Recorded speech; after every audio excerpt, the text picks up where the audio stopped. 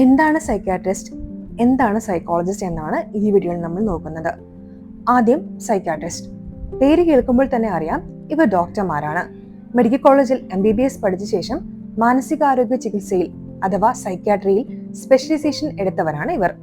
അതുകൊണ്ട് തന്നെ ഇവരുടെ പ്രധാന ജോലി രോഗം കണ്ടുപിടിച്ച് അതിന് മരുന്ന് നൽകുക എന്നതാണ്. വിഷാദം, ഭയം, ഉറക്കമില്ലായ്മ, സ്വഭാവത്തിലെ വലിയ മാറ്റങ്ങൾ തുടങ്ങിയവയ്ക്ക് മരുന്നിലൂടെ ചികിത്സ നൽകാൻ ഇവർക്ക് മാത്രമേ അധികാരമുള്ളൂ.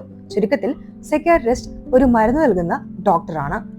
രണ്ടാമത്തത് സൈക്കോളജിസ്റ്റ് അല്ലെങ്കിൽ തെറാപ്പിസ്റ്റ്. ഇനി സൈക്കോളജിസ്റ്റ് ഇവർ ഡോക്ടർമാരല്ല, ഇവർ മനഃശാസ്ത്രത്തിൽ സൈക്കോളജി ഉന്നത വിദ്യാഭ്യാസം MPhil അല്ലെങ്കിൽ PhD നേടിയവരാണ്. ഇവരുടെ പ്രധാന ജോലി സംസാരത്തിലൂടെയുള്ള ചികിത്സയാണ്, അതായത് തെറാപ്പി അല്ലെങ്കിൽ കൗൺസിലിംഗ്. നിങ്ങളുടെ ചിന്തകൾ, പെരുമാറ്റം, വികാരങ്ങൾ എന്നിവയെക്കുറിച്ച് സംസാരിച്ച് തെറ്റായ രീതികളെ മാറ്റിയെടുക്കാൻ ഇവർ സഹായിക്കുന്നു. ഉദാഹരണത്തിന് സ്ട്രെസ്, ചെറിയ ഉത്കണ്ഠ, ബന്ധങ്ങളിലെ പ്രശ്നങ്ങൾ എന്നിവയൊക്കെ ഇവർ കൈകാര്യം ചെയ്യുന്നു. സൈക്കോളജിസ്റ്റിന് ഒരിക്കലും മരുന്ന് നൽകാൻ കഴിയില്ല.